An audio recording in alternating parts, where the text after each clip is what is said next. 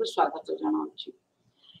आज इतिमध्य आमे marks weber और दुर्खाइम जो व्यक्तिगत अवदान रही समाज विज्ञान को तापरे आमे बहुल भाव चर्चा कर सारी एवं आज अध्याय रे आमे एही तीन जन सामाजिक चिंतकों दृष्टिभंगीर एक तुलनात्मक विश्लेषण करने को जाउछे।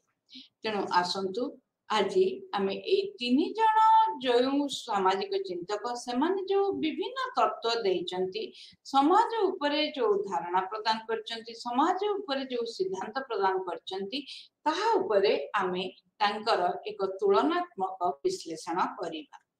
एही परिप्रेक्षी रे मु कहबा पई चाहे ए जो तीन जन जाक थिले मार्क्स हुंतु दुर्खाइम हुंतु बा वेबर हुंतु ए तीन जन को समस्त कहंती से माने समाज विज्ञान रे एक नूतन जुगर सूत्रपात करथिले। तांकर पूर्व पीढ़ी रे जो सामाजिक चिंतक थिले जथा सेंट सिमो ऑगस्ट कोम और हर्बर्ट स्पेंसर सेमानक द्वारा प्रभावित होइथिले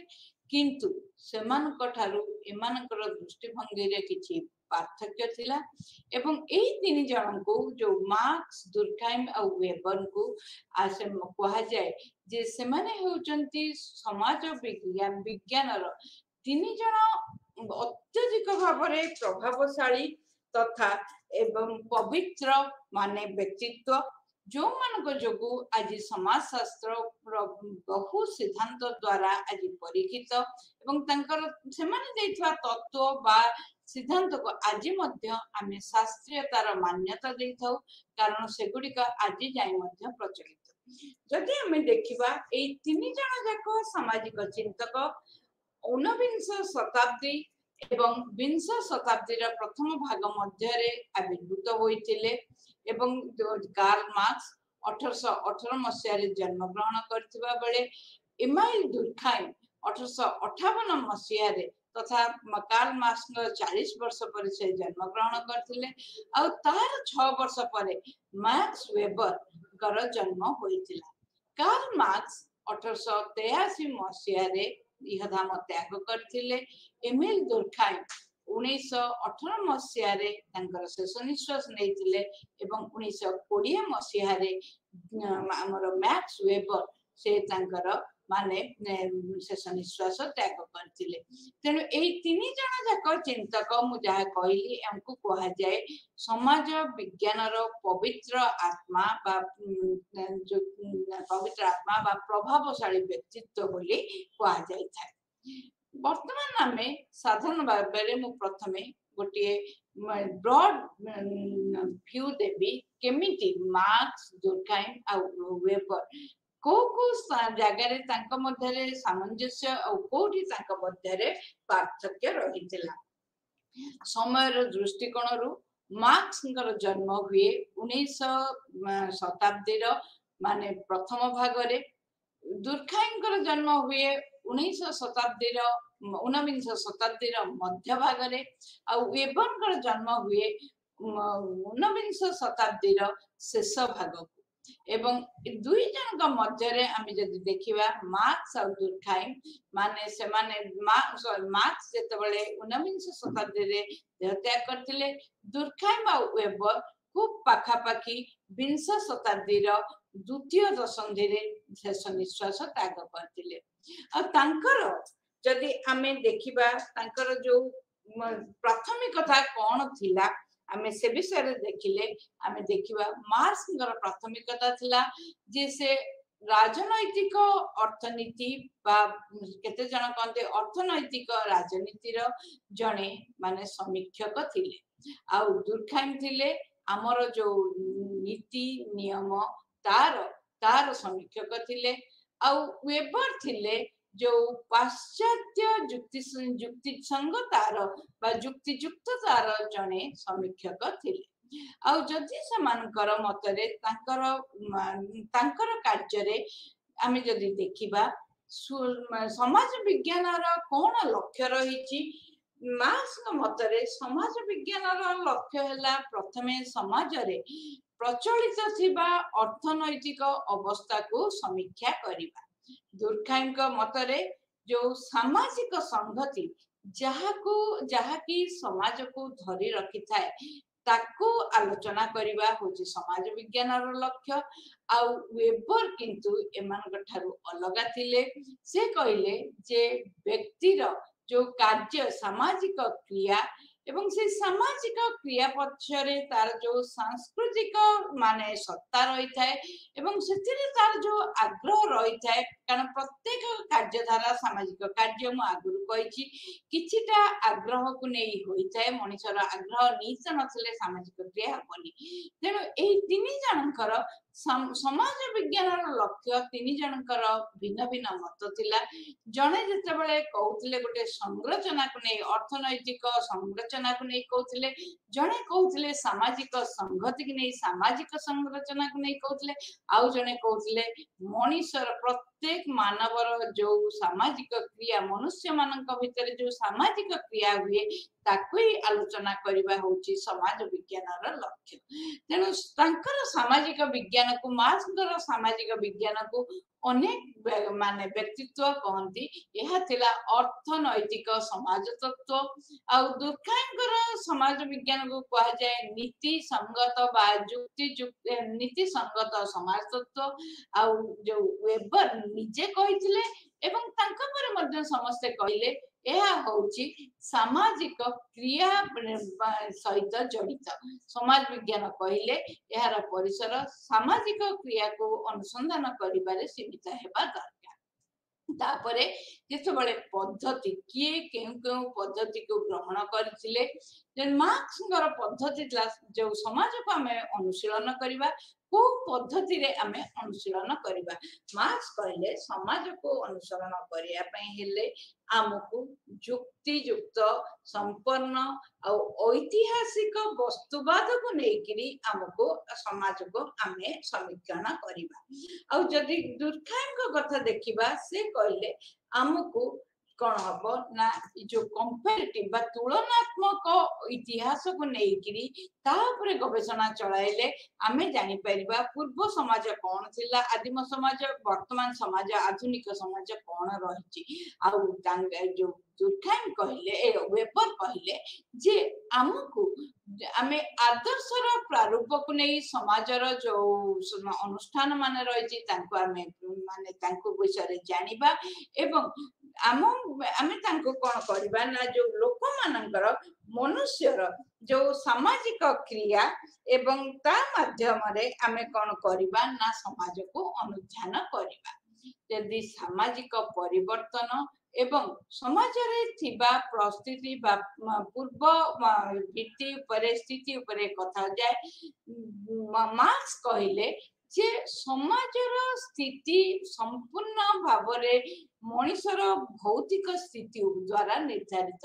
ଭୌତିକ ସ୍ଥିତିରେ ପରିବର୍ତ୍ତନ ଆସିଲେ ସାମାଜିକ ସ୍ଥିତିରେ ପରିବର୍ତ୍ତନ ଆସେ। ଯେପର୍ଯ୍ୟନ୍ତ ଭୌତିକ ସ୍ଥିତିରେ ଆମେ ସ୍ଥିରତା ଦେଖୁ ସେ ପର୍ଯ୍ୟନ୍ତ ସାମାଜିକ ପରିବର୍ତ୍ତନ ହୁଏ ନାହିଁ। ତେଣୁ ପ୍ରଥମେ ହଉଛି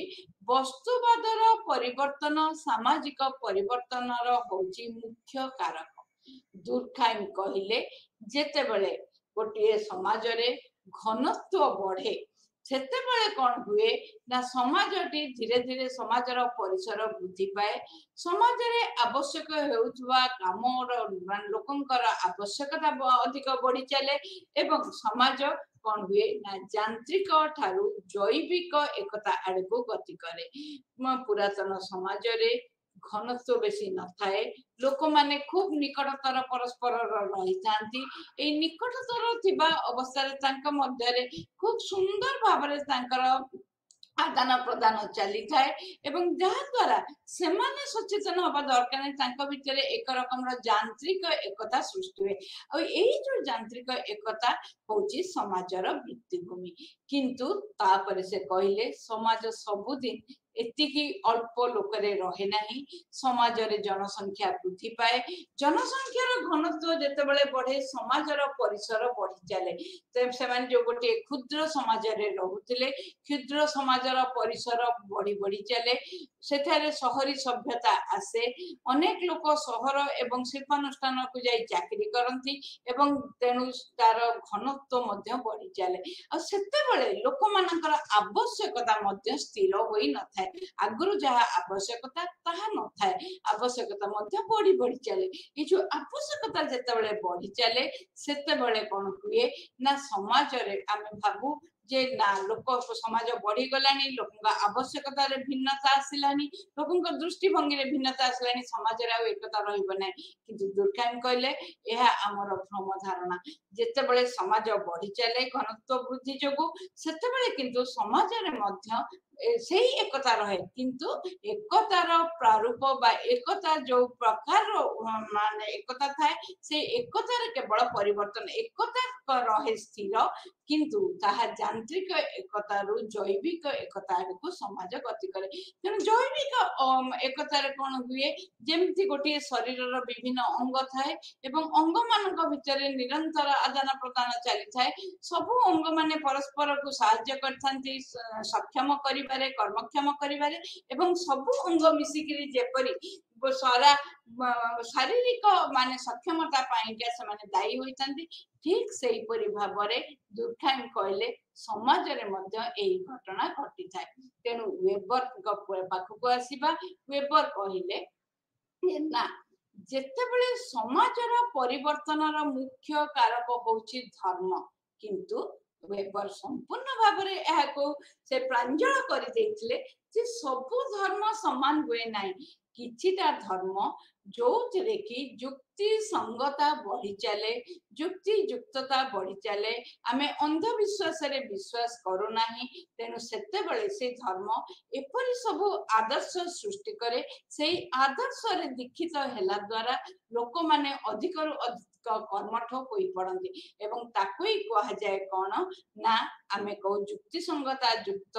ଯୋଉ ଧର୍ମର ଆଦର୍ଶ। ଏବଂ ପ୍ରୋଟେଷ୍ଟାଣ୍ଟ ଯୋଉ ଏଥିକ୍ସ କହିଥିଲେ ବା କାଲଭିନିଜିମ କଥା କହିଥିଲେ, ସେଇଥିରେ ହିଁ ସେଇ ଆଦର୍ଶ ଯୋଗୁଁ ହିଁ ସାମାଜିକ ପରିବର୍ତ୍ତନ ଘଟେ। ତେଣୁ ଜଣେ ଯେତେବେଳେ କହୁଛନ୍ତି ଯେ ମାନେ ବସ୍ତୁର ପରିବର୍ତ୍ତନ ଯୋଗୁ କି ବସ୍ତୁବାଦର ବା ଭୌତିକ ସ୍ଥିତିର ପରିବର୍ତ୍ତନ ଯୋଗୁ ପରିବର୍ତ୍ତନ ହୁଏ, ମାର୍କ୍ସ କହିଲା ବେଳେ ଦୁର୍ଖାଇମ କହିଲେ ଲୋକମାନଙ୍କର ଘନତ୍ୱ ବଢିବା ସାଙ୍ଗେ ସାଙ୍ଗରେ ସମାଜରେ ପରିବର୍ତ୍ତନ ଆସେ। ୱେବର କହୁଛନ୍ତି ନା ଧର୍ମ ଯୋଗୁ ସମାଜରେ ପରିବର୍ତ୍ତନ ଆସେ। ତିନି ଜଣ ଯାକ ଏକା ସ୍ୱରରେ କହୁଛନ୍ତି ସମାଜ ସବୁବେଳେ ପରିବର୍ତ୍ତନଶୀଳ, କିନ୍ତୁ ପରିବର୍ତ୍ତନର କାରକ ଭିନ୍ନ ହୋଇଥାଏ। ତାପରେ ସେ ତିନି ଜଣ ଯାକ କହିଲେ ସାମାଜିକ ପରିବର୍ତ୍ତନର ସୂଚକ କଣ, କେମିତି ଆମେ ଜାଣିବା ଯେ ସମାଜରେ ପରିବର୍ତ୍ତନ ଆସିଛି। ଏଇ ପରିପ୍ରେକ୍ଷୀରେ ମାର୍କ୍ସ କହିଲେ ଯେ ଯେତେବେଳେ ଆମର ଉତ୍ପାଦନର ସାଧନରେ କିଛି ପରିବର୍ତ୍ତନ ଆସେ, ସେଇଟା ତିଆରି କରେ ଉତ୍ପାଦନର ସମ୍ପର୍କ। ଗୋଟିଏ ସମାଜରେ ଉତ୍ପାଦନର ସାଧନ ଏକ ରକମ ଥାଏ, ଯେତେବେଳେ ଆଉ ଗୋଟିଏ ସମାଜକୁ ଆସୁ ଉତ୍ପାଦନର ସାଧନ ବୃଦ୍ଧି ପାଏ ଏବଂ ତାହା ଅଧିକରୁ ଅଧିକ ଭଲ ଆଡ଼ିକି ଗତି କରେ, କିନ୍ତୁ ତାହା ଦ୍ୱାରା ସାମାଜିକ ସମ୍ପର୍କରେ ମଧ୍ୟ ପରିବର୍ତ୍ତନ ଆସେ। ତେଣୁ ଏଇ ଯୋଉ ସାମାଜିକ ସମ୍ପର୍କର ପରିବର୍ତ୍ତନ ଆସେ ସେଇଟାରୁ ହିଁ ଆମେ ଜାଣିପାରିବା ସାମାଜିକ ପରିବର୍ତ୍ତନ ହୁଏ। ଉଭୟ ଉତ୍ପାଦନର ସାଧନରେ ପରିବର୍ତ୍ତନ ଏବଂ ଉତ୍ପାଦନ ଜନିତ ସମ୍ପର୍କରେ ପରିବର୍ତ୍ତନ ହଉଛି ସାମାଜିକ ପରିବର୍ତ୍ତନର ସୂଚକ। ସେମିତି ଦୁର୍ଖାଇମ କଣ କହିଲେ ନା ଯେତେବେଳେ ମାନେ ସାମାଜିକ ପରିବର୍ତ୍ତନ ଆମେ କେମିତି ଜାଣିବା ନା ଯେତେବେଳେ ଲୋକମାନଙ୍କର କୌଶଳ ଉପରେ ଆମେ ଅଧିକ ଗୁରୁତ୍ୱ ଦେବା। କୁଶଳୀ ଲୋକମାନଙ୍କର ମାନେ ସିଗ୍ନିଫିକାନ୍ସ ବଢି ଚାଲିବ ଏବଂ ସମାଜରେ ଶ୍ରମ ବିଭାଜନ ହେବ ଏବଂ ତାଙ୍କ ଭିତରେ କଣ ହବ ନା ଜୈବିକ ଏକତା ସୃଷ୍ଟି ହବ। ତେଣୁ এই ଯୋଉ କୌଶଳ ବୃଦ୍ଧି ପାଇବା ଏବଂ କୌଶଳ ଭିତ୍ତିକ ଶ୍ରମ ବିଭାଜନ ହେବା ଏବଂ ଜୈବିକ ଏକତା ସୃଷ୍ଟି ହେବା, ଏଇ ତିନୋଟି ହଉଛି ସାମାଜିକ ପରିବର୍ତ୍ତନର ସୂଚକ ଦୁର୍ଖାଇମଙ୍କ ମତରେ। ବର୍ତ୍ତମାନ ଆସିବା ୱେବର କଣ କହିଲେ। ୱେବର କହିଲେ ନା ଯେତେବେଳେ ଆମେ ଦେଖିବା ଲୋକମାନଙ୍କର ଦୃଷ୍ଟିଭଙ୍ଗୀରେ ବହୁ ପରିମାଣରେ ଯୁକ୍ତି ସଙ୍ଗତ ମାନେ ଯୁକ୍ତିଯୁକ୍ତତା ରହିଛି ଏବଂ ଯେତେବେଳେ ସେମାନେ आउ अंध विश्वास माने आखि बुझारे से माने विश्वास करूना आखि बुझी धर्म को ग्रहण करूनांती धर्मर आदर्श तांको एपरि भाबरे तांको प्रभावित करूची जे से माने नूतन आदर्श रे दीक्षित हेउचंदी सेते बेले आमे जानिबा जे समाज रे परिवर्तन हेची आउ गोटे सामाजिक परिवर्तन सूचक होची अमलातंत्र उत्पत्ति जेते बेले आमे देखिबा अमलातंत्र धीरे धीरे वृद्धि पाए सेते बेले आमे जानिबा जे अमलातंत्र जोगु ही सामाजिक परिवर्तन हेची सामाजिक परिवर्तन नहेले अमलातंत्र केवल से कहले जे पुंजीवाद अर्थनीति रे ही अमलातंत्र देखा जाए कारण सेते बेले जो कार्यालय गुड़िक गढ़ी उठे एवं जो शिल्प अनुष्ठान माने गढ़ी उठती कार्यकारी कार्यक्षम क्षम ही अमलातंत्र तेणु जिते सूचक को नहीं तीन जन जाक चिंतक धारणा अलग अलग थिला वर्तमान आमे प्रथमे मार्क्स और वेबर चिंताधारा उपरे आमे आलोचना करिबा उभय मार्क्स और वेबर दी जन जाक जर्मनी देशर थिले एवं दी जन जाक थिले जर्मन दार्शनिक थिले एवं मार्क्स किंतु कौन हैला ना तांकर जो माने मार्क्स हिगेलकर आदर्शवाद द्वारा बहु परिमाण रे से प्रभावित होइथिले किंतु वेबर कांटकर जो दर्शन द्वारा प्रभावित होइथिले आ वेबर कौन हैला ना तांकर भाबिले जे तांकर जो देले जे लोक मानकर आग्रह प्रेरणा विषय रे कहिले सेटा से कांट कठारु से नहीं थिले तेनु मार्क्स नेले उभय थिले जर्मनी देशर उभय माने कहउथिले जे माने मार्क्स कहले हिगेल के द्वारा प्रभावित ले वेबर हेले कांट के द्वारा प्रभावित एवं हिगेल ठारू से आदर्शवाद मार्क्स नेले से कांट ठारू नेले प्रेरणा बा आग्रह कथा जो कॉन्सेप्ट प्रत्ययटी से नहीं थिले आ मार्क्स कहले जे गोटे समाजर माने गोटे समाज किपरि गति करे समाज होची परिवर्तनशील एवं ये परिवर्तित समाज रे जो उत्पादन साधन सब बळे परिवर्तन हेई सारे कारण आमे देखिबा से आदिम मनुष्यटे जेते बळे से कोन करथला किछि पत्थर को नहीं एवं किछि तार जो धनुषर सिर को नहीं किंतु धीरे धीरे लौहर व्यवहार जानला लौहर व्यवहार जानी से लंगल तैयारी कला लंगल से कृषि भित्तिक अर्थनीति कला एही परि भाबरे समाज परिवर्तन हुए जेते बेले उत्पादन साधन रे परिवर्तन हुए सेते बेले समाज रे परिवर्तन आसीबा सुनिश्चित आउ किंतु मार्क्स जो से पुंजीवाद कथा उभय मार्क्स और वेबर पुंजीवाद कथा कहिथिले किंतु मार्क्स जो पुंजीवाद कहिथिले सेटारे युक्तियुक्त पुंजीवाद उपरे कहि नथिले से कहिथिले एई पुंजीवाद रो सृष्टि हुए कोन ना कोठु एटा होची माने एई जो पुंजीवाद एहा होची अर्थनैतिक शोषण उपरे पर्यवेसित मार्क्स मतरे किंतु वेबर कर पुंजीवाद रे युक्ति संगतता कथा से बहुत भाबरे गुरुत्व आरोप करिथिले आउ सेतबेले से मार्क्स कहले जे प्रत्येक समाजर भित्तिभूमि होची तार अर्थनीति अर्थनीति होची वस्तुवाद को नहीं परिचालित एई वस्तुवाद रे जो उत्पादन रो साधन जहा हाथ थाए से कोन करे ना तार भित्तिभूमि रो ऊपर जो थाए माने जो क्षमता धर्म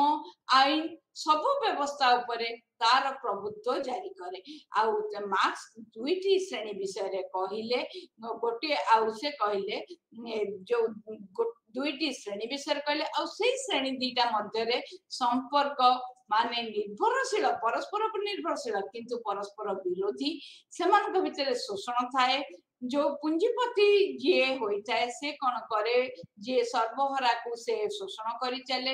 एवं परिशेष रे सर्वहरा लोकटीए मध्य रे एकाकीवाद देखा दिए तापरे किपरि से माने श्रेणी संगठित हुए एवं किपरि आसे विप्लव आसे एवं विप्लव जेतबळे आसे सेतबळे सामाजिक परिवर्तन हुए पूंजीवाद रो आमी समाजवाद आड़ी को जीवा बोली मार्क्स कहथिले किंतु जदि हमें एई विषय परिप्रेक्षी रे वेबर को अनुशीलन करबा देखिबा वेबर कहले जे धर्म एवं पुंजीवाद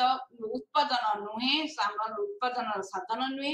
धर्म एवं पुंजीवाद परस्पर सहित जड़ित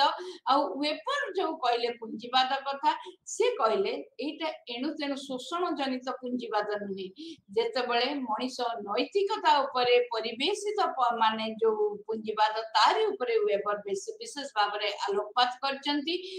वेपर किंतु नीरव रही जेतेबेले से कहउथिले जे ए जो क्लास बा श्रेणी हबो श्रेणी मान भीतर प्रतियोगिता रहिबो श्रेणी मान भीतर विरोध भाव रहिबो श्रेणी मान भीतर शोषण भाव रहिबो तापरे वेबर बहु परिमाण रे नीरव रहिथिले आ से कोन हला ना मार्क्स गोटे प्रकार रो पुंजीवाद उपरे कहले सेटा होची कैपिटलिस्ट सोसाइटी रो पुंजीवाद किंतु मार्क्स जो वेबर चारि प्रकार पुंजीवाद कथा कहले जोटा हला गुटी पुंजीवाद पर्या पुंजीवाद पारंपरिक पुंजीवाद और शेषटा होची युक्तियुक्त संपन्न युक्तियुक्त के युक्ति संगत पुंजीवाद उपरे कहले बा युक्ति संगत आईन सम्मत पुंजीवाद उपरे कहले तेणु मार्क्स से तोले गोटी पुंजीवाद को आलोकपात करचंती वेबर सेठारे चारोटी प्रकार पुंजीवाद रो माने अवतारणा करिचंती एहा थिला मार्क्स और वेबर का विचार ये पुणी जदि आमे देखिबा तांकर जदि आमे देखिबा तांकर कोन एथिरे पुंजीवाद रे दृष्टिभंगी कोन थिला मार्क्स और वेबर मार्क्स का मतरे पुंजीवाद होची माने सामाजिक जो अग्रगति जाउ होची सामाजिक विकास धारा रे एहा एक सोपान आ वेबर का मतरे माने ये होची पुंजीवाद होची कोन ना लोकन का मध्य रे गोटे मानसिक भाव रे स्तर रे आग्रह आसीबो अधिक अर्थ उपार्जन करिया पई अधिक लाभ उठाइबा पई सेतेबेले एहा एक मानसिक स्तर किंतु यांका मतरे मार्क्स का मतरे एहा होची एक ऐतिहासिक सोपान आ जेतेबेले से माने पुंजीवाद रो उत्पत्ति उपरे हमें आलोचना करिबा मार्क्स कहिले जे जेतेबेले आमर उत्पादन साधन रे परिवर्तन होची उत्पादन संपर्क रे परिवर्तन सेति से चारोटी युगर अवतारणा करथिले जोथरे कि से कहले आदिम समाज थिला एवं दासत्व समाज थिला एही परि भाव रे से केमती से कहले सामंतवाद समाज थिला एवं शेष रे कि परि पुंजीवाद असला पुंजीवाद पर से पुनी भविष्यवाणी कले जे पुंजीवाद रु आमे कोठी की जिबा ना आमे बा जिबा समाजवाद को आ वेबर कहले कोन ना जेतेबेले हमर धर्मर जो रिजिडिटी थाए माने सेथुरु जेतो नैतिकता रु आमे किछि परिमाण दूरे जाऊ धर्म अनेक गुड़िया आदर्श को नहीं गठित हुए एवं धार्मिक आदर्श रे लोक दीक्षित हुअंती तांका मध्य रे सेतेबेले धर्म और अंधविश्वास होई रहे नाही एठी युक्ति संगता प्रवेश करे तेनु एठारे से अंधभाबले विश्वास न करी से माने सब को आलोचना करंती एवं आलोचना को से युक्तिर सहित आलोचना करंती एवं सेही आदर्श गुडी को से कोन करे ना मनीष को पुंजीवाद सृष्टि रे माने सहायक होई जाय आ जेतेबेले आमे देखिबा पुंजीवाद रो प्रकार भेद विषय रे देखिबा मु आगुरु कहि सरछि एबे मध्य कहछि मार्क्स गोटे पुंजीवाद उपरे अत्यंत गुरुत्व दैथिले जहा कि शिल्प भित्तिक पुंजीवाद किंतु वेबर तांको बदल रे चारोटी पुंजीवाद उपरे यथेष्ट भाव रे कहले कोन से चारटी पुंजीवाद से चारोटी पुंजीवाद हैला भित्ति पुंजीवाद पारिया पुंजीवाद पारंपरिक पुंजीवाद एवं युक्ति संगत पुंजीवाद तेन से इंडस्ट्रियल कैपिटलिज्म उपरे जमा कहउनथले से युक्ति संगत आईन सम्मत पुंजीवाद उपरे से अवतारणा करथिले आ पुंजीवाद रो कौन कौन गोटे पुंजीवाद समाज कौन कौन फलाफल हुए तापरे मार्क्स जो धारणा देइथिले ताहा थिला अत्यंत अत्यंत माने निराशपूर्ण निराशयुक्त कहीं मार्क्स कहले पुंजीवादी समाज रे दुईटी श्रेणी सृष्टि हुअंती तांका भितरे उत्पीड़न सृष्टि हुए जे पुंजीपति से पूर्ण सर्वहरा को से शोषण करि चले तांका मध्य रे सब बेले कोन हुए गोटे परस्पर विरोधी भाव रे से माने काम करंती आ लोकटी कोन हुए मेसिन रो कबल रे परी से कोन हुए तार जो मानविक गुण रु से दूरे जाए से धीरे धीरे एकाकीवाद रो शिकार हुए आ से कौन कहले जे कैपिटलिज्म बा पूंजीवाद रे युक्ति युक्तता किछि न थाए आ से कहले जे ए जो पूंजीवाद रो जो परिवर्तन हबो केवल विप्लव ही होउची परिवर्तन रो माने माने सूत्रपात करि परिबो बिना विप्लव रे केबे हेले समाज आउ परिवर्तन पूंजीवाद आगो जाई परिबो नै तेन से विप्लव ऊपर बहुत गुरुत्व देइथिले किंतु वेबर ताको जागा रे कहले जे आमे केतेबेले पूंजीवाद जोटा से आईन सम्मत युक्तियुक्त पूंजीवाद कहले सेथिरे विज्ञान औ प्रौद्योगिक विद्यार माने विकास घटे लोक माने अधिकरू अधिक से माने नूतन विद्या प्रति आकृष्ट हुअन्ति सेठारे कौन हुए ना अमलातंत्र जन्म निये एवं लोक माने अमलातंत्र युक्ति संगता उपरे स्तरीकरण उपरे पर्यवेसित एथिरे माने से किंतु वेबर संपूर्ण भाबरे कहले विप्लवर आवश्यकता नाही जेतेबेले एई अमलातंत्र जेतेबेले एई युक्ति संगता आहुरी शीर्ष को पहुंचीबो जेतेबेले तार पूरा पूर्ण विकास हबो सेतेबेले समाजर परिवर्तन तार परवर्ती समाज को से जाई परिबो आ बेसी से परवर्ती समाज पर कहि नाथि वेबर सेइठा नहीं निजको रखि देइचंती आ द्वितीय होची वेबर तांकर जो कहले प्रोटेस्टेंट धर्म जो कहले पूंजीवादर माने जो आसे पूंजीवाद प्रोटेस्टेंट धर्मर आदर्श जो ही पूंजीवादर सृष्टि होइता आ जेतेबेले जाई प्रौद्योगिक विद्यार परिप्रकाश घटिनी विकास घटिनी से पंत समाजर माने विकास जमा संभव नुहे किंतु मार्क्स कहले जे ना जेतबे वेबर धर्म को गोटे बहुत उच्च स्तर रे रखिले मार्क्स कहले ना धर्म होची जो पूंजीपति श्रेणी बा शासक श्रेणी रो गोटिए मुखा एवं साधारण जनता पई एहा होची कोन ना एक निशा द्रव्य तेणु कहले opium for the masses and a well for the ruling class तेणु कहीं कि ना ए जो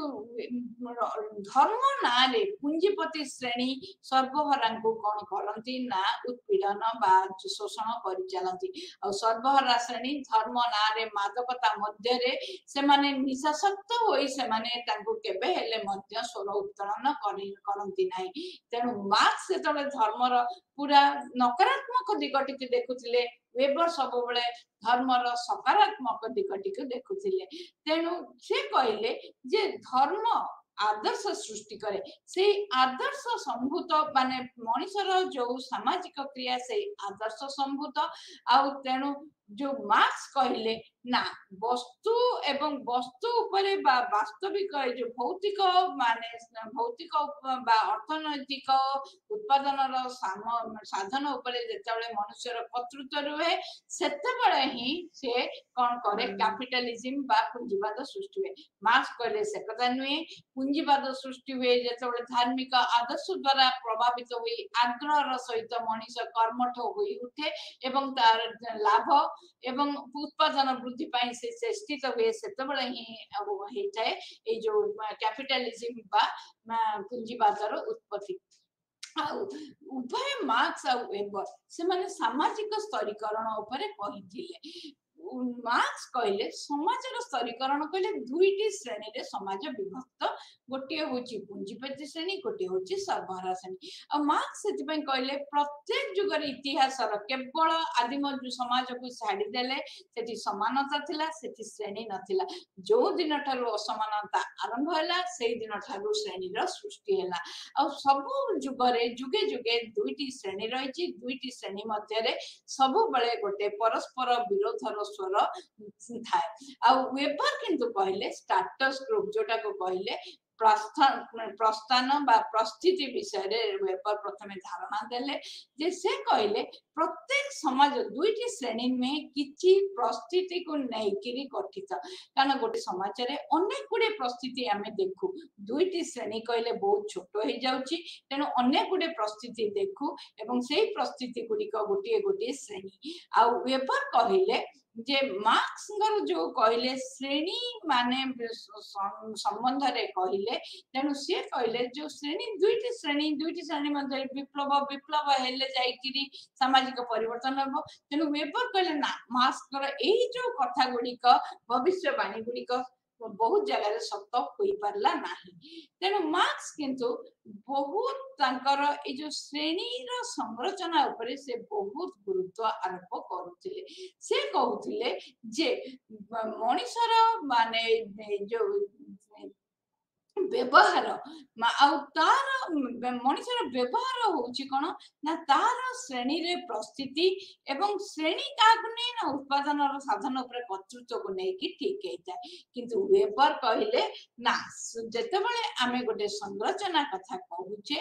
एगुडी को किछि आवश्यक होय नाही से माने केवल मनुष्यर व्यवहारिक परिवर्तन रे समाज रो परिवर्तन आसे कारण व्यवहारिक परिवर्तन हेले आदर्श रे परिवर्तन हेले व्यवहार रे परिवर्तन हुए व्यवहार रे परिवर्तन हेले तार कर्मशैली रे ता क्रिया रे परिवर्तन आसे तेणु आदर्श व्यवहार क्रिया परस्पर सहित जड़ित आ मार्क्स पुणी द्वितीय रे कौन कहउथिले ना जेतेबेले आमे सामूहिक समूह कथा कहूचे समूह कथा सामाजिक समूह कथा कहूचे बा सोशल ग्रुप ताहा केवल श्रेणी उपरे पर्यवेसित तेणु वेबर किंतु मार्क्सଙ୍କର एई जो धारणा जे आमे जो कहूचे जे सामाजिक समूह श्रेणी उपरे केवल पर्यवेसित ताको खूब भीषण भाव में समालोचना करथिले आ वेबर कहउथिले ना आहुरी अनेक गुडी कारण रही जो कि सामाजिक समूह सृष्टि होता है तेणु मार्क्स पुणी कहले कौन ना ये जो आमर श्रेणी संपर्क सेगुड़िक होची कौन शोषण उपरे पर्यवेसित आ वेबर कहले ना श्रेणी संपर्क होची प्रभुत्व जाहिर करे किंतु यह एते संघर्षरत नुहे तेणु तेणु मार्क्स को आमे जने संघर्षवादी सामाजिक चिंतक को वेबर को आमे केबेले गोटे संघर्षवादी सामाजिक चिंतक बोली कहि परिबा नाही आ से कहंती जे वेबर का मतरे जो आमर अर्थनैतिक माने विरोध भाव उठे बा संघर्ष हुए यह केवल गोटे प्रभुत्व संपन्न लोक एवं गोटे प्रभुत्व विहीन लोक मध्यर जो संपर्क को लेकिन हेता यह केवल अर्थनीति बा उत्पादन साधन को नहीं होई जाता है परिशेष रे मार्क्स कहले जे श्रेणी विभाजन जोटा हुए एटा होची उत्पादन सहित जड़ित किंतु वेबर कहले जे जो से सोशल ग्रुप कथा कहले समूह कथा कहले जो लोकर बाजार को तार केते रही बाजार तार स्थिति कौन एवं ताकू नहीं सामाजिक जदि जने बाजार जनकर स्थिति खूब उच्च रहा तार खूब बिक्री बटा होची से गोटे भल बाजार रे तार माने ये उत्पादन को समस्ते ग्रहण करूचंती किंतु आग्रह कले से केबे हेले तार स्थिति समान हुए नहीं तेणु स्थिति परिवर्तनशील किंतु यह केवल उत्पादन साधन को नहीं नुहे यह तार प्रस्थिति होची बाजार रे तार स्थिति के नहीं किरी ठीक होता है आ मार्क्स मतरे जो समूह विभाजन को बाध्यतामूलक भाव में करा जायछे केबे हेले मार्क्स कहले गोटे सर्वहारा केबे हेले चाहे नहीं तार सर्वहारा श्रेणी रे रहियो पई बा श्रमिक होई जीवन काटिया पई किंतु वेबर कहले ना कौन श्रम विभाजन हम श्रम विभाजन होची माने जहा कहले से नेचुरल प्राकृतिक कारण प्रोटेस्टेंट धर्म कहला जे किए कौन करिवो समाज को ता भगवान ऑलरेडी माने तांकर स्थिरीकृत करी मनीष को संसार को छाड़ी तेणु से कहले जे ए जो स्तरीकरण बा जो कॉलिंग कांसेप्ट कहले ताहा द्वारा कौन हैला ना आपे आपे श्रम विभाजन प्राकृतिक उपाय माध्यम रे होइते मार्क्स कहले ना प्राकृतिक माध्यम रे होई न थाए एहा धन संपत्ति रो कर्तृत्व को नहीं होइते तेणु अनेक समय रे केही चाहेनी जे मु गोटे संपत्ति हरा लोक होई रहिबी तेणु मार्क्स न मतरे एगुडी को बाध्यता रे किछि लोकंगा हाथ रे जेते बेले रहे तांकर संपत्ति बा उत्पादन साधन से माने उच्च वर्गर हो जाती बा उच्च श्रेणी होती और जहाँ तेरे न रहे से नीच श्रेणी होता है और मार्क्स विश्वास करथिले जे ए जो श्रम विभाजन रो से मध्य एक नकारात्मक दिग उपरे अधिक आलोचना करचंती से कहउथिले जे श्रम विभाजन जोगु लोक मानक मध्य शोषण बढ़ी चले से काम जीवन सारा एका रकम रो काम करी करी तांको बारी विरक्त लागे एवं तांकर कोन हे जो कौशल तांक पाके थाए कौशल मध्य क्षय होई चले तांकर जो सृजनी शक्ति थाए ताहार विकास लाभ करे नाही किंतु वेबर कहले ना एगुड़ी नुहे श्रम विभाजन जोगु ही समाज रे श्रेणी सृष्टि होई जाय श्रेणी जोगु श्रम विभाजन होई न थाए श्रम विभाजन जोगु श्रेणी होई जाय आ मार्क्स कहले जे ए जो श्रम विभाजन होउची अत्यंत अत्यंत विपज्जनक कारण वेबर किंतु कहले ना एहा द्वारा श्रम विभाजन रे गोटिए काम को बारंबार करिबा द्वारा लोक प्रशिक्षण आपे आपे प्रशिक्षित हुए तार कौशल वृद्धि पाए एवं तार तापर अभिज्ञता बढ़ी चले तेणु यह केबे हेले विपज्जनक बोली वेबर कहिलेनी से कहिले यह द्वारा कौन हुए ना जो आमे कहूचे लोकटी एकाकीवाद हो जाए एकाकीवाद हुएनी तार जतले कौशल वृद्धि पाए से भाबे तार समाज रे मूल्य माने मूल्यहीन बोली से मने करेनी परम से भाबे तार मूल्य वृद्धि होईची तेणु से अधिक अधिक कुशली हमारे लागे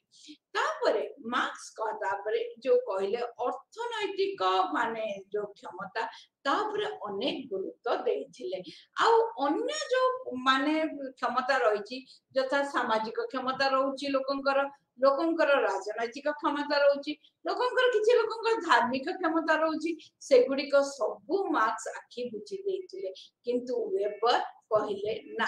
प्रत्येक समाज रे धार्मिक सामाजिक ठारू राजनैतिक एवं अर्थनैतिक क्षमता बहुत भाव सुदृश्य होता है कारण आम कहू धनी लोकटा पाखे से थाए तार अर्थनैतिक क्षमता थाए जहाँ पाखरे कौन हुए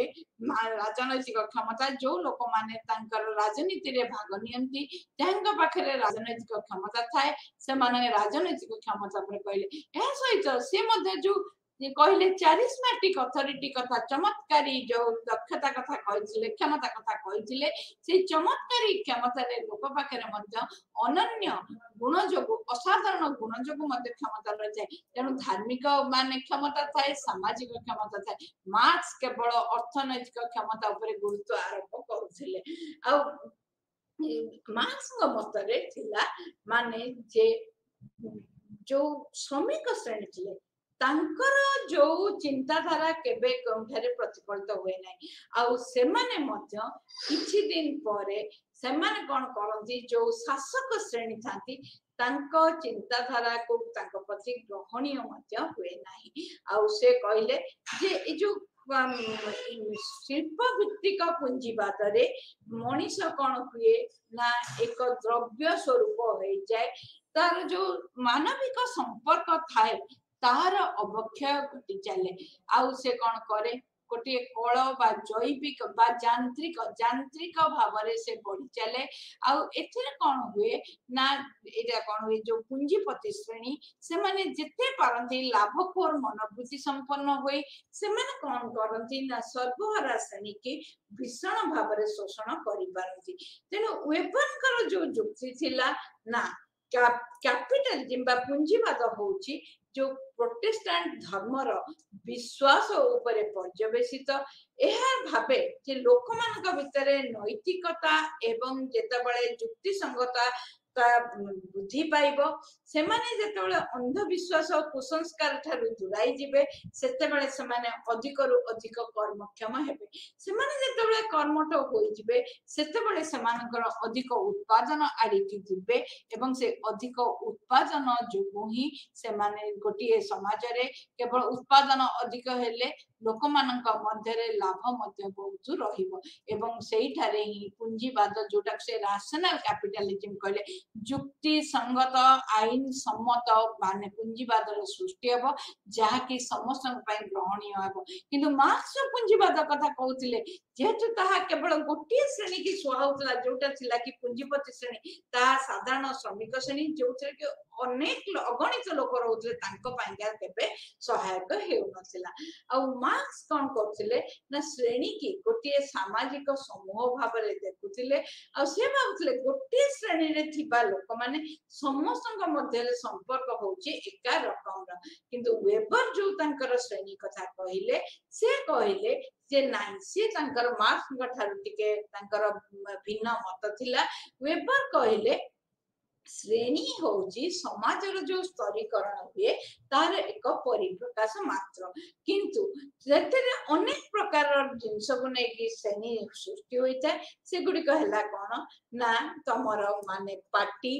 जो राजनैतिक दल तमर परिस्थिति बाजार रे तुमर स्थिति ए सब गुडी का तुमर समाज रे जो थिबो संपर्क ताको ही से परिचालित करथांती तापरे मार्क्स कहिले जे जे प्रत्येक सोशल समाज रे दुईटी माने श्रेणी थांती गोटे होची शासक श्रेणी आ गोटे होची शासित श्रेणी आ सेमानकर शासक श्रेणी होची जो श्रेणी पाखरे उत्पादन रो साधन थाए बा जो माने होतंती संपत्ति रो अधिकारी आ जो माने होचंती माने जो माने होचंती पूरा सर्वहरा से माने होचंती होचन सबले शासित श्रेणी आ तेनु ए जो जे शासक श्रेणी से तार जो क्षमता थाए ताकू से अधिक अधिक अपचय कर चले कारण से भाबे ता द्वारा तार निजर माने स्थिति के सुदृढ़ करिवो आ सेतिरे कोन हबो ना उत्पादन रो साधन गुडी का माने से गुडी का ता कब्जा को नबो एवं यह द्वारा कोन हुए से जो शासित श्रेणी बा श्रमिक श्रेणी को से कोन करे शोषण करि चले खूब कम पारिश्रमिक रे तांकठारु श्रम नै श्रमर जो लाभ होबा ये को नै से निजे ही तार धनी होई सले तेनु यह द्वारा कोन हुए जो उभय श्रेणी विभाग थांती दुईटी श्रेणी मध्य रे अनेक समय सब बळे मनांतर मतांतर रही थाए जदिओ ताहा किछि दिन धरी माने माने लुकायित अवस्था रे थाए खूब शीघ्र तार से परिप्रकाश पाए आ वेबर किंतु कहले मार्क्स जो दुईटी श्रेणी कहले से विश्वास कले नहीं से कहले सेठारे चारोटी श्रेणी गोटे समाज रे थाए गोटे होची मैनुअल वर्किंग क्लास जो माने साधारण काम करिथांती आ गोटे थांती खूब अल्प धनी तान पे अल्प धन थाए आ गोटे थांती जो माने तांक पाके धन न थाए किंतु से माने जो उच्च स्तर रो काम करिथांती माने सेटा प्रॉपर्टी लेस व्हाइट कलर माने वर्कर्स माने कर जने टाटा कंपनी रो मैनेजर से तांक पाखे रे तो धन नथिबो से इन्वेस्ट कर नथु टाटा कंपनी किंतु से मैनेजर हे परिचालना करूथि आ शेष को कोन हैला ना जे होची जे प्रकृत रे विनियोग करे पूंजी से होची जो माने जार के संपत्ति थिबा गोष्ठी तेनु वेबर के मतरे चारिटा श्रेणी रहिला कोन कोन जे हला श्रमिक श्रेणी जेहांक पाखे अल्प धनी बा क्षुद्र धनिक श्रेणी तापर रहिला धन नथिबा उच्च पदवी रे काम करथवा श्रेणी आ शेष रे रहिले पूंजीवादी श्रेणी आ वेबर कहिले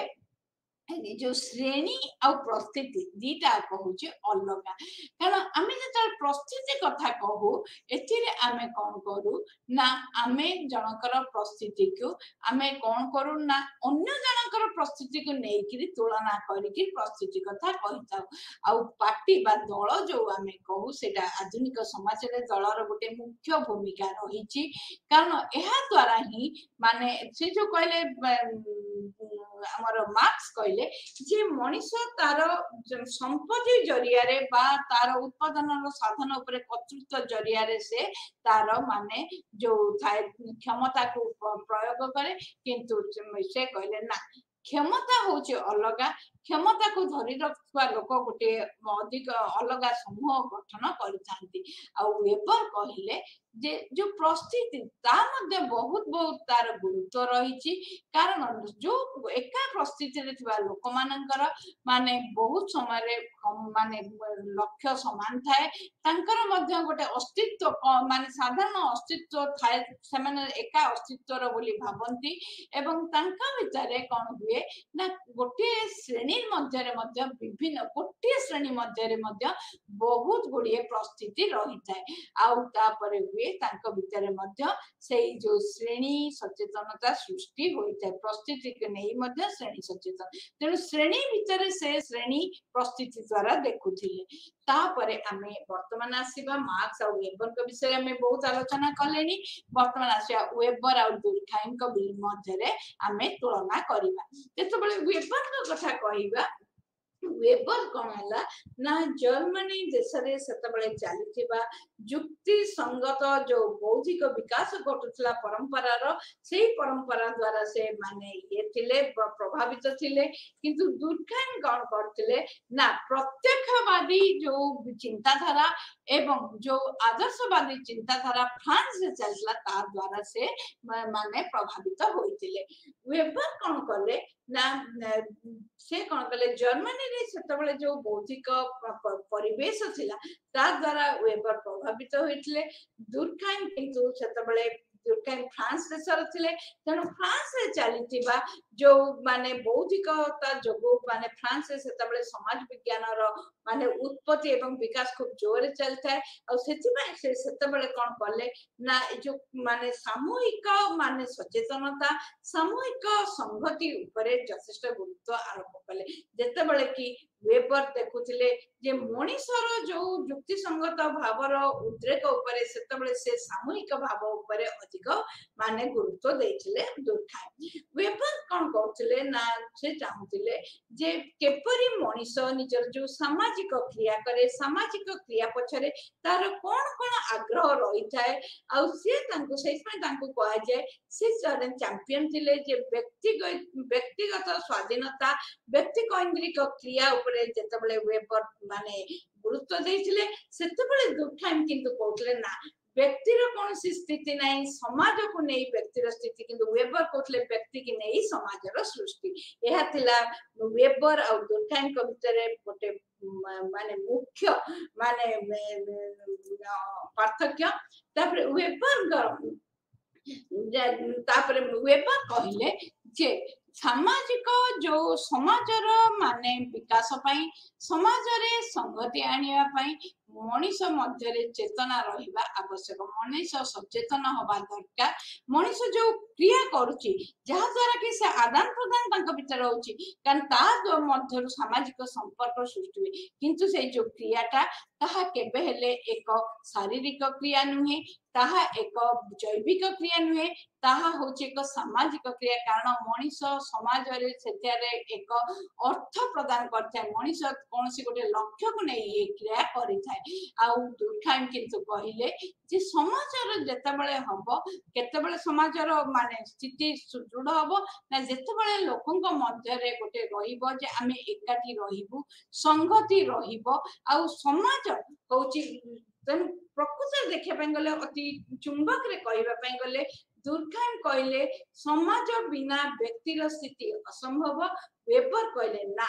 व्यक्ति व्यतीत समाजर स्थिति असंभव, व्यक्ति होची समाजर मूलदुआ। वेबर कहले दुर्खाइम कहले ना समाज होची व्यक्ति को चलाइबार होची कारक। तेणु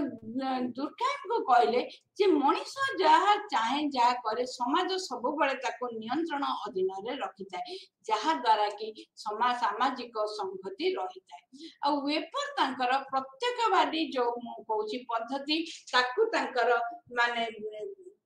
चेष्टा करथिले, किंतु तांकर से कहले ना प्रत्यक्षवादी पद्धति रे सब बळे आमे भाबू आमे बाहर जहा देखु ताहा ताहा, किंतु जमा नुहे। जेतेबेले गोटे लोकर कार्यकलाप को आमे देखुचु आमे खाली आखिरे बाहर लोक हिसाब रे जेपरि देखु, से लोक जेतेबेले ताको वर्णना करे से काहे कि से क्रिया करूची सेतिरे तार जो माने व्यक्तिगत चिंताधारा थाए ताहा प्रतिफलित होता है तेणु से प्रत्यक्षवादी दुर्खाइम जो प्रत्यक्षवादी चिंता पर गुरुत्व दौले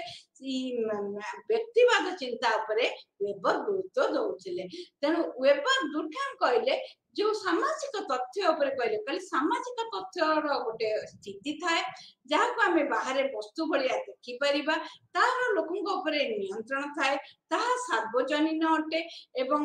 किंतु वेबर कहले ना एटा हेबो नाही कारण वेबर कहले जे ना ऑब्जेक्टिविटी ने वस्तु केबे नुहे मनुष्यर क्रिया को आमे मनुष्य ठारू अलग करि परिबा नाही आमे क्रियाटा को देखो किंतु क्रियार पछरे निहित थिबा उद्देश्य को मनुष्य को जेतबेले आमे बुझिबा से को लक्ष्य नै काम करछि सेतेबेले ही आमे जानि परिबा तेनु वर्तमान आमे वेबर आ दुर्खाइम को ऊपर यथेष्ट किछि आलोचना कलेनी चलंतु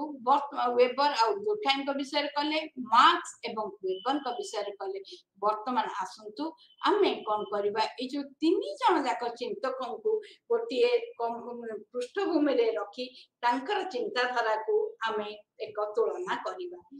जेतबेले आमे मार्क्स को कथा कहू ताले कोन हला मार्क्स कहिले এটা ওয়েবার এটা মার্কস কইলে যে সমাজরে যে ক্যাপিটালিজম পুঞ্জিবাদ जोटाको से शिल्प भित्तिक पुंजीवाद ओ उत्पादनर साधन मध्य सब बेले गोटे संपर्क थाए किंतु वेबर कहले ना समाज काहा को नै कि हुए किपर पुंजीवाद सृष्टि हुए ना धर्मर आदर्श रे जेतले परिवर्तन आसे मनुष्यर माने बुझिबारे एवं मनुष्यर व्यवहारिक मूल्यबोध रे मध्य परिवर्तन आसे एही मूल्यबोध जेतेबेले व्यवहारिक मूल्यबोध जेतेबेले क्रिया रे परिणत हुए सेतेबेले समाज रे पुंजीवादर द्रुत उन्नति घटे एवं सेति पई दुर्खाइम कहिले जे से धर्म विषय रे जेतेबेले मार्क्स कहउचंदी ना धर्म होची कोन धर्म मनुष्य को मादक द्रव्य भलिया निशासक्त कराई थाए आ धर्म को किए व्यवहार करे शासक दल बा शोषण पाई एक मुखा रूपे धर्म को रखी कि लोगों को शोषण करि चलंती ताको बुलाई करी शोषण करि चल वेबर कहले ना धर्मर समाज रे गोटे बड़ भूमिका रही धर्म होची आदर्श संपन्न जेतेबेले कोनोसी धर्मर आदर्श रे किछि परिवर्तन आसे एवं से जो परिवर्तन एक गठनमूलक परिवर्तन आसे सेतेबेले कोन हुए ना लोकर तार व्यवहारिक मूल्यबोध से धर्मावलंबी लोक मानकर मूल्यबोध रे व्यवहारिक मूल्यबोध रे परिवर्तन आसे व्यवहारिक मूल्यबोध रे जेतले परिवर्तन आसे तांक क्रिया कर्म रे परिवर्तन आसे एवं तांकर जो क्रिया रे परिवर्तन आसे तांकर जेतले से माने अत्यंत भाव रे कार्यक्षम होई जानती कर्म प्रति से माने अत्यंतिक भाव रे सचेतन होंती सेतेबेले ही पुंजीवादर सृष्टि हुए तेणु एही पुंजीवाद शिल्प भित्तिक पुंजीवाद नुहे एही पुंजीवाद होची आईन सम्मत जुक्ति युक्त पुंजीवाद तेणु दुर्खाइम किंतु कहले धर्मर काम समाज रे कोन धर्म दुर्खाइम आदौ ए जो धर्म एवं पुंजीवाद भितर संपर्क देखिले नाही दुर्खाइम कहले जे सामाजिक संगति और धर्म मध्य रे गोटे घनिष्ठ संपर्क रही धर्म जोगु ही समग्र मानव जो माने कि गोटे धर्म रे विश्वास करती से माने किछिटा पर्व पर्वाणी विश्वास सब गुड़िक क्रिया कर्म सब एकाठी करती जहाँ द्वारा कि सेमान को साहा एक नैतिक समूह बा गोष्ठी रे परिणत करे एवं तांका मध्य रे एक माने सार्वजनीन सचेतनता सृष्टि करे एवं ताहा ही हुए समाज गठन मूल भित्ति आ कहले जे दुर्खाइम कहले धर्म कहले साधारण धर्म नुहे जेपरी मार्क्स कहचंती बा वेबर कहचंती दुर्खाइम धर्मर आहुरी भीतर को बोले से कहले धर्म होची कहा जहा कि साधारण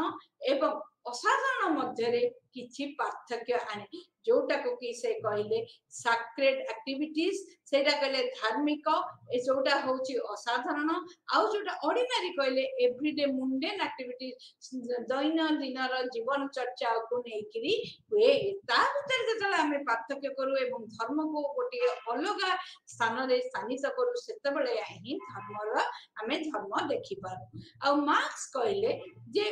ମଣିଷର ସଚେତନତା ସମାଜ ଦ୍ୱାରା ହିଁ ପ୍ରଭାବିତ, କାରଣ ସମାଜରେ ଯୋଉ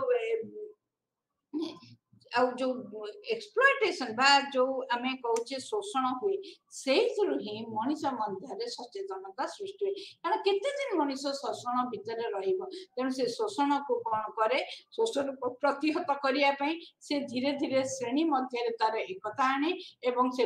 ଧୀରେ ଧୀରେ ତାର ବିପ୍ଳବର ସ୍ୱର, ବିଦ୍ରୋହର ସ୍ୱର ତା ମଧ୍ୟରେ ଉଜ୍ଜୀବିତ ହୁଏ। ଆଉ ୱେବରଙ୍କ ମତରେ ହଉଛି development of religion comes from development of rationality. ମଣିଷ ଯେତେବେଳେ ଯୁକ୍ତିଯୁକ୍ତତା ଉପରେ ସବୁ କଥାରେ ତାର ଚିନ୍ତନରେ ଗୋଟିଏ ମାନେ ପରିବର୍ତ୍ତନ ଘଟେ ଏବଂ ସେ ସବୁଥିରେ ଗୋଟିଏ ଯୁକ୍ତି ଚାହେଁ, ଏହାର ପ୍ରକୃତ କାରଣ କଣ ତାହାର ରହସ୍ୟ ଯେତେବେଳେ ଭେଦ କରିବାକୁ ଚେଷ୍ଟା କରେ, ସେତେବେଳେ ହିଁ ତାର ଧର୍ମ କଣ ହୁଏ, ସେଇଥିରୁ ଧର୍ମର ଧାର୍ମିକ ଆଦର୍ଶ ଯୋଗୁଁ ଏଇଟା ହୁଏ ଏବଂ ସମାଜରେ ପରିବର୍ତ୍ତନ ସେତେବେଳେ ଆସେ। ଆଉ ଦୁର୍ଖାଇମ କହିଲେ ଯେ ଯେତେବେଳେ ମଣିଷ କେତେବେଳେ ଧର୍ମର ସୃଷ୍ଟି ହୁଏ ନା, ଧର୍ମର ସୃଷ୍ଟି ହୁଏ ଯେତେବେଳେ ମଣିଷ କଣ କରେ ନା ଶାରୀରିକ ବା ପ୍ରାକୃତିକ ଆଉ ଯୋଉଗୁଡିକ ହଉଛି ନୈତିକ ଶକ୍ତି ତାଙ୍କ ମଧ୍ୟରେ ସେଗୁଡିକୁ ସେ ଚିହ୍ନଟ କରେ ଏବଂ ତାଙ୍କ ସେ ସମର୍ପିତ ହୁଏ, ସେତେବେଳେ ହିଁ ଏଇ ଧର୍ମ ସତ୍ତାର ସୃଷ୍ଟି ହୋଇଥାଏ। ଆଉ ତେଣୁ ଏଇ ଯୋଉ ମାର୍କ୍ସ କହିଲେ ଯେ ଧର୍ମ ହଉଛି ଶୋଷଣର ଗୋଟେ ପୁଞ୍ଜିବାଦ ସମାଜରେ ଶୋଷଣର ଏକ ମାଧ୍ୟମ, ଧର୍ମ ହଉଛି ଯେ ମାନେ ଗୋଟେ ଲୋକମାନଙ୍କ ଧର୍ମ ଯୋଗୁଁ ହିଁ ଲୋକମାନେ କଣ କରନ୍ତି, ଗୋଟେ ସମୟରେ ଧର୍ମ ଯୋଗୁଁ ଯୋଉ ଶୋଷଣ ହୁଏ ତା ବିରୁଦ୍ଧରେ ସଂଗ୍ରାମ କରନ୍ତି, ସଂଗ୍ରାମରୁ ସାମାଜିକ ପରିବର୍ତ୍ତନ ଆସେ।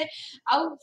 ମାର୍କ୍ସ କହିଲେ ସମାଜରେ ହିଁ ଧର୍ମର ସୃଷ୍ଟି, ଆଉ ଧର୍ମରୁ ସମାଜ ନେଇ ବସ୍ତୁ ହିଁ ଧର୍ମର ସୃଷ୍ଟିକର୍ତ୍ତା ଏବଂ ଯୋଉମାନଙ୍କ ହାତରେ କର୍ତ୍ତୃତ୍ୱ ଥାଏ ସେଇମାନେ ହିଁ ଧର୍ମକୁ ନିୟନ୍ତ୍ରଣ କରିଥାନ୍ତି। କିନ୍ତୁ ୱେବରଙ୍କ ମତରେ ଧର୍ମ ହଉଛି ଯୁକ୍ତିସଙ୍ଗତ, ଧର୍ମ ହଉଛି କାହିଁକି ଯୁକ୍ତିସଙ୍ଗତ, ଏଥିରେ ରହସ୍ୟବାଦ ମଣିଷ କରେ, ଅନ୍ଧବିଶ୍ୱାସରେ ବିଶ୍ୱାସ କରେ ନାହିଁ। ଯୋଉ ଧର୍ମର ଆଦର୍ଶରେ ଏଇ ରହସ୍ୟବାଦର ମାନେ ପରିବେଶ ଥାଏ, ସେଇଠାରେ ମଣିଷ କଣ କରେ ନା ଅଧିକରୁ ଅଧିକ ଅର୍ଥନୈତିକ କାର୍ଯ୍ୟରେ ଲିପ୍ତ ରହେ ଏବଂ ସେଇଥିରୁ ହିଁ ପୁଞ୍ଜିବାଦର ସୃଷ୍ଟି ହେଇଥାଏ। ଆଉ ଦୁର୍ଖାଇଙ୍କ ମତରେ ପୁଞ୍ଜିବାଦ ଧର୍ମର କୌଣସି ସମ୍ପର୍କ ନାହିଁ, କେବଳ ଧର୍ମ ହଉଛି ସାମାଜିକ ଏକତା ବା ସଂହତି ରକ୍ଷା କରିବାର ଏକ ମାଧ୍ୟମ। ତାପରେ ମାର୍କ୍ସ କଣ କଲେ ନା ଏଇ ଯୋଉ ଯେତେବେଳେ ତାଙ୍କର କ୍ୟାପିଟାଲିଜିମ କଥା କହିଲେ, ସେ ଗୋଟିଏ ଏଇ ଯୋଉ ଇଣ୍ଡଷ୍ଟ୍ରିଆଲ ବା ଶିଳ୍ପ ଭିତ୍ତିକ ପୁଞ୍ଜିବାଦକୁ ଦେଖିଥିଲେ। ୱେବର 6ଟି ମାନେ ଧର୍ମକୁ ଦେଖି ସେ କେବଳ ମାନେ କେବଳ ପାଶ୍ଚାତ୍ୟ ଦେଶର ଧର୍ମକୁ ଦେଖିନଥିଲେ, କ୍ୟାଥୋଲିକ କି କାଲଭିନିଜିମ, ସେ ଅନେକ ଏସୀୟ ଧର୍ମକୁ ମଧ୍ୟ ଦେଖିଥିଲେ। ତେଣୁ ସେଇପରି ଭାବରେ ସେ ତାଙ୍କ ଭିତରେ ଗୋଟେ ତୁଳନାତ୍ମକ ବିଶ୍ଳେଷଣ କରିଥିଲେ। ମାର୍କ୍ସ କିନ୍ତୁ ତୁଳନାତ୍ମକ ବିଶ୍ଳେଷଣ କରିନଥିଲେ। ମାର୍କ୍ସ ତାଙ୍କ ଧର୍ମ କେବଳ ପୁଞ୍ଜିବାଦ